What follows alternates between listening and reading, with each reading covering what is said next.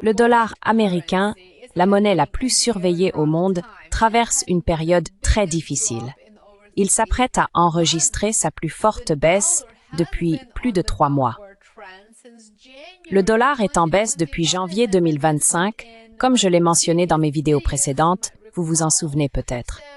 Ce n'est donc pas une coïncidence.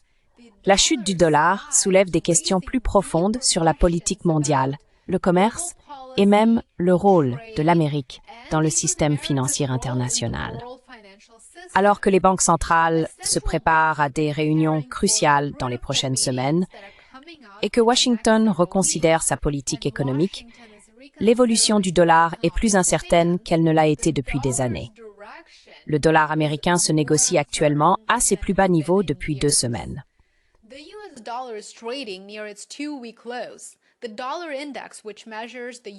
L'indice du dollar, qui mesure la valeur du dollar américain par rapport à un panier de 6 grandes devises, a chuté de près de 1% cette semaine, enregistrant ainsi sa plus faible performance hebdomadaire depuis début juin.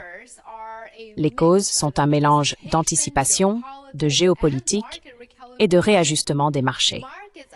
Les marchés retiennent leur souffle dans l'attente des décisions de politique monétaire de 2 grandes banques centrales la semaine prochaine, la Réserve fédérale américaine et la Banque du Japon. Bien qu'aucune des 2 banques ne soit censée modifier ses taux immédiatement, rien de spectaculaire n'est attendu, les investisseurs se concentrent en réalité sur le ton de leur communication. Tout se joue sur le ton. Vont-elles laisser entendre des baisses ou des hausses à venir? Vont-elles faire preuve de patience? Tout changement de ton pourrait déplacer des milliers de milliards de dollars de capitaux à l'échelle mondiale. Parallèlement, le yen s'est envolé cette semaine.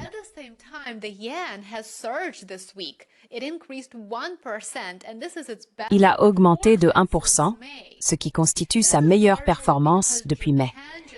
Cela s'explique en grande partie par le fait que le Japon vient de signer un accord commercial, si l'on peut appeler cela ainsi, à son propre détriment bien sûr, avec les États-Unis, qui a abaissé les droits de douane sur les importations automobiles à 15%. Cet accord a effectivement amené les marchés à croire que la Banque du Japon pourrait enfin avoir suffisamment confiance pour relever les taux d'intérêt plus tard cette année, ce que de nombreux économistes anticipent désormais. La Banque centrale européenne a maintenu ses taux directeurs à 2%, ce qui marque une pause dans son cycle d'assouplissement entamé il y a 1 an. Cette décision, prise à quelques jours d'une échéance commerciale cruciale entre les États-Unis et l'UE, est perçue comme une mesure visant à éviter de déstabiliser les marchés en attendant plus de clarté de la part de Washington. L'euro, par conséquent, reste assez fort.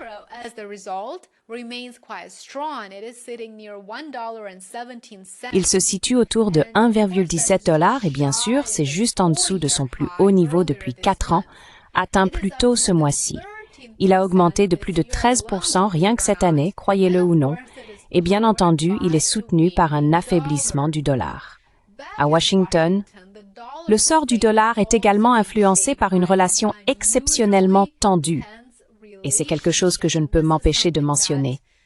La relation entre le président Trump et le président de la Réserve fédérale, Jerome Powell. Dans un geste rare et symbolique, Trump s'est rendu à la Réserve fédérale le 24 juillet, mais ce n'était pas pour féliciter Powell. Bien sûr, c'était pour le critiquer. Trump a fustigé les dépenses de la Fed pour les rénovations et a de nouveau plaidé pour une baisse des taux d'intérêt, affirmant que des baisses de taux sont essentielles pour soutenir la croissance américaine.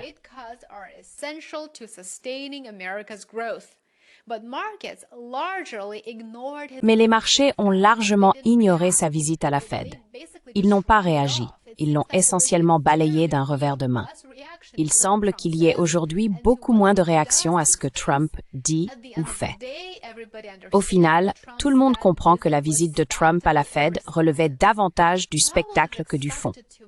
On s'attend à ce que Powell maintienne son approche fondée sur les données.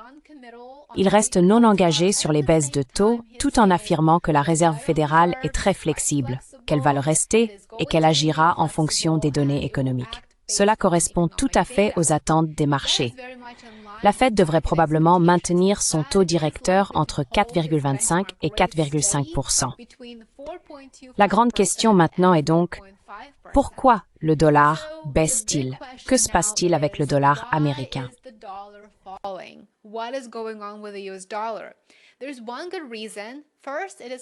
Il y a une bonne raison.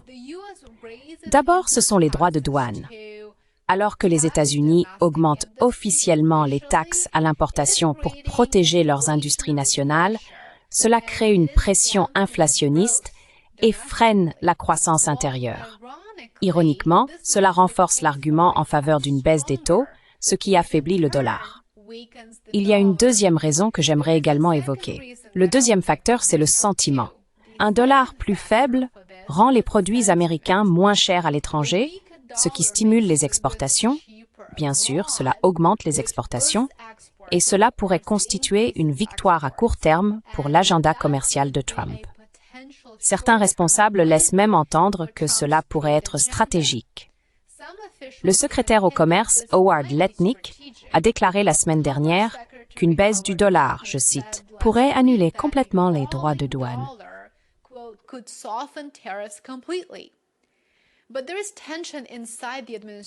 Mais il existe des tensions au sein de l'administration. Trump reste partisan d'un dollar fort, déclarant récemment « Je ne laisserai jamais le dollar chuter ». Sa principale préoccupation pourrait être qu'un dollar plus faible augmente les prix pour les consommateurs américains et sape effectivement le leadership des États-Unis dans la finance mondiale. Ce qui est, à mon avis, une conclusion tout à fait logique. Et ce débat va bien au-delà de la semaine prochaine. C'est vraiment l'élément le plus important à garder à l'esprit. Le dollar a chuté de près de 10% depuis le retour de Trump au pouvoir, une baisse de 10% depuis janvier. Certains s'inquiètent que cela puisse signaler une perte de confiance mondiale, et beaucoup pensent que c'est précisément la raison pour laquelle le dollar est sur une tendance baissière.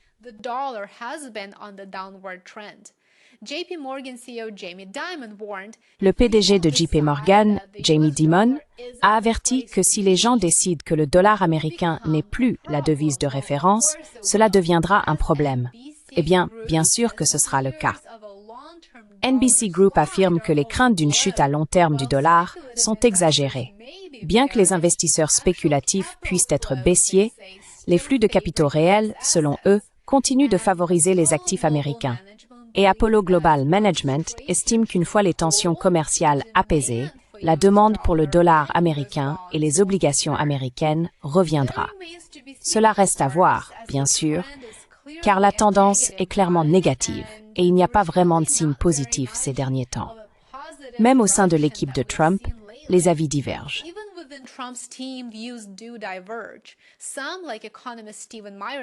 Certains, comme l'économiste Stephen Myron par exemple, soutiennent que le dollar est constamment surévalué et qu'il doit être ajusté pour soutenir les tarifs américains. D'autres, comme le secrétaire au Trésor Scott Bessent, affirment que les récents mouvements sont normaux et ne sont pas une source d'inquiétude. Alors, où cela nous mène-t-il?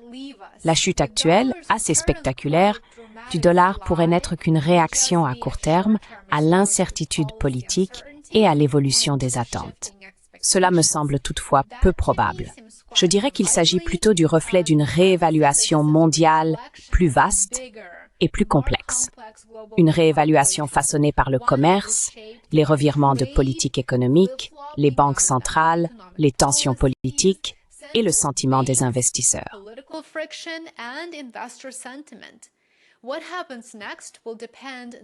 Ce qui se passera ensuite dépendra non seulement des taux d'intérêt ou des droits de douane, mais aussi de la manière dont les États-Unis définiront leur stratégie économique dans un monde où la confiance est primordiale et où les devises fluctuent au moindre mot d'un banquier central ou d'un président. Dites-moi donc ce que vous pensez de l'évolution du dollar américain. Avez-vous toujours confiance dans la monnaie américaine? Ou pensez-vous qu'elle perd définitivement le niveau de confiance dont elle bénéficiait autrefois? Faites-le nous savoir dans les commentaires ci-dessous. Dans tous les cas, nous serions ravis d'avoir votre avis. Merci beaucoup d'avoir regardé cette vidéo Si vous avez trouvé cette analyse utile, aimez, abonnez-vous et partagez. On se retrouve ici demain. À bientôt. I'll see you back here tomorrow. Bye for now.